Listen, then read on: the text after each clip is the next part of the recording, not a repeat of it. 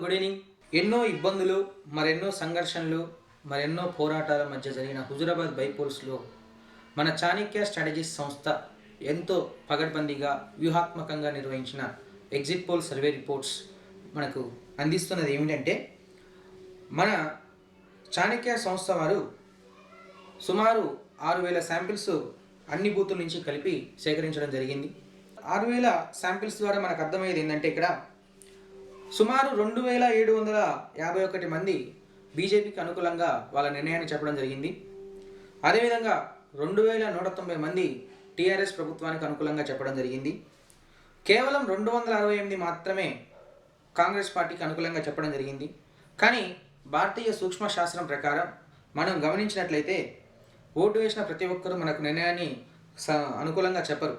సుమారు 791 మంది తమ నిర్ణయాన్ని చెప్పడానికి సుముఖంగా లేనట్టు కనిపించింది. అంటే దీని అర్థం మనకు ఏంటంటే, ఈ 791 మంది ఒకవేళ సైలెంట్ ఓటింగ్ వేసినట్లయితే, ఈ 791 మంది కనుక టీఆర్ఎస్ ప్రభుత్వానికి సైలెంట్గా ఓటు వేసినట్లయితే, ఇక్కడ 2,890 ఓట్లు టీఆర్ఎస్కి వచ్చే అవకాశం ఉంది. దీని ద్వారా టీఆర్ఎస్ అనేది 500 నుంచి 1000 ఓట్లతో గెలిచే అవకాశం కూడా ఇక్కడ మనకు కనిపిస్తుంది. కానీ సైలెంట్ ఓటింగ్ అనేది టీఆర్ఎస్ ప్రభుత్వానికి అనుకూలంగా పడే అవకాశం ఇటువంటి సందర్భంలో కూడా ఇక్కడ హుజురాబాద్ బైపోల్స్లో మనకు కనిపించలేదు. ఈ 791 మందిలో కనీసం 50% అంటే 300 చిల్లర ఇవి బీజేపీకి పడినట్లయితే సుమారు 8,000 నుంచి 10,000 మెజార్టీతోటి ఈటల రాజేందర్ గారు గెలిచే అవకాశం ఉన్నట్లు క్లియర్గా మనకు స్పష్టంగా ఈ సర్వే ఫలితాల ద్వారా అర్థమవుతుంది. ఒకవేళ 791 మంది న్యూట్రల్ ఓటర్సు మొత్తం బీజేపీకి అనుకూలంగా వేసినట్లయితే ఈటల రాజేందర్ గారు సుమారు 8,000 నుంచి 30,000 మధ్యలో మెజార్టీ సాధించే అవకాశం క్లియర్గా ఉంది.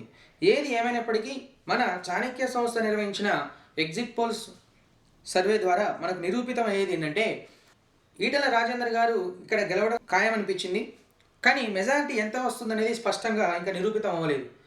మనం అనుకున్న స్ట్రాటజీస్ ప్రకారం చూసినట్లయితే ఈటల రాజేందర్ గారు 8,000 నుంచి 30,000 లోపు ఎంతైనా మెజారిటీ వచ్చే అవకాశం క్లియర్గా మనకు స్పష్టమవుతుంది. ఇప్పుడున్న అనాలిసిస్ ప్రకారం బీజేపీకి 46%, టీఆర్ఎస్కి 36.5% అండ్ కాంగ్రెస్కి కేవలం 4.4% and decision makers here 13.2% are here.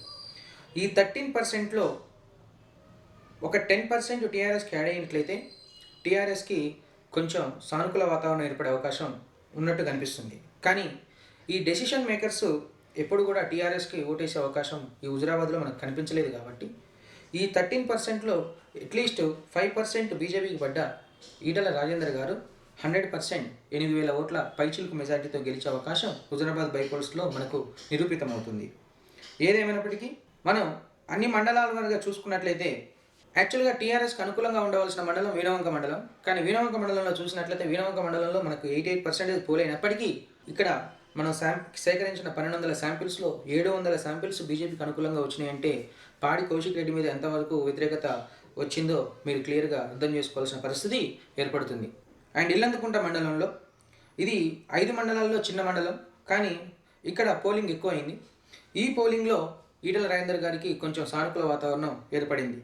కానీ జమ్మికుంట అర్బన్, హుజురాబాద్ అర్బన్ ప్రాంతాల్లో ఈటల రాజేందర్ గారికి ఓటింగ్ సైలెంట్గా జరిగినట్టు మనకు ఇక్కడ స్పష్టంగా అర్థమవుతుంది. అండ్ కమలాపూర్, ఈటల రాజేందర్ గారి సొంత మండలమైన కమలాపూర్లో అత్యధికంగా పోలింగ్ అయినప్పటికీ ఇక్కడ టీఆర్ఎస్కి కొంచెం సానుకూల వాతావరణం ఏర్పడింది. కానీ ఈటల రాజేందర్ గారికి ఎక్కువ మెజార్టీ వచ్చే అవకాశం ఇక్కడ స్పష్టంగా కనిపిస్తుంది.